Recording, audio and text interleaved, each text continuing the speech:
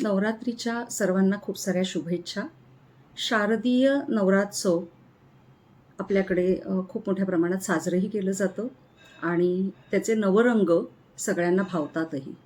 मुळामध्ये हा शेतीविषयक उत्सव होता पूर्वी, त्याला नंतर धार्मिक स्वरूप प्राप्त झालं आणि आता शारदीय नवरात्रोत्सव म्हटल्यानंतर आपल्यासमोर येतं ते दुर्गेची 9 रूपं. महिषासुरमर्दिनी, कालीमाता, शक्तीचं भांडार असं आपण देवीकडे पाहतो. पण मला असं वाटतं की खऱ्या अर्थानं आता गरज आहे ती या शक्तिपीठाची रूपं फक्त पूजण्यापेक्षा ती आत्मसात करण्याची खूप मोठी गरज आहे. निश्चितच देवीची सर्व रूपं आपल्याला भावतात, पण असं कुठलेही रूप तिचं नाही की एकच रूप फक्त आपल्याला भावेल आणि नंतरची बाकीची रूपं आपण त्याचा विचार करणार नाही. म्हणजेच 9 रूपं देवी का घेते याच्यामागेही काहीतरी नक्की कारण असेल. ही सगळी रूपं आज कुठलीही स्त्री आपल्यामध्ये समरसून ती आत्मसात करून पुढे जाते आणि मगच तिची प्रगती होते.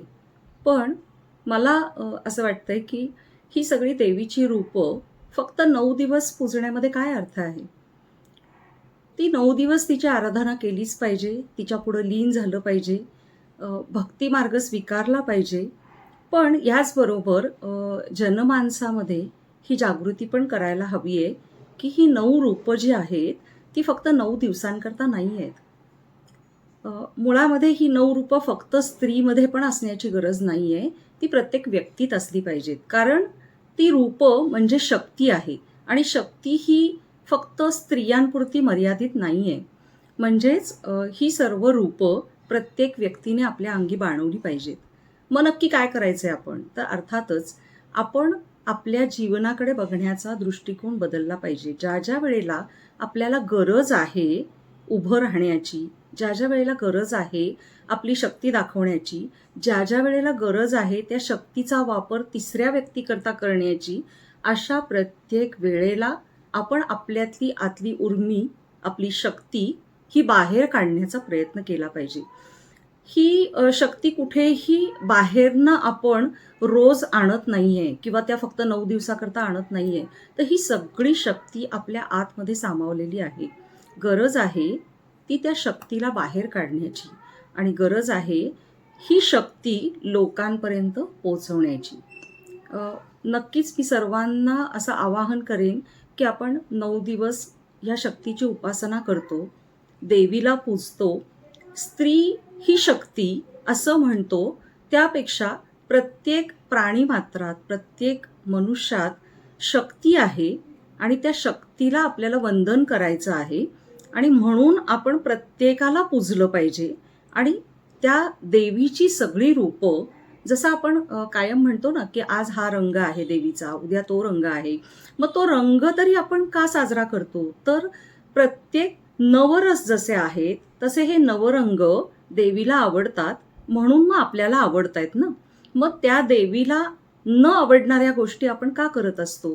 तर निश्चितच त्याचाही विचार केला गेला पाहिजे असं मला वाटतं की देवीला आवडतं असं नक्कीच आपण चांगल्या गोष्टी करूया, पण मग देवीला आवडणार नाहीत अशा गोष्टी टाळण्याचाही आपल्याला विचार केला पाहिजे.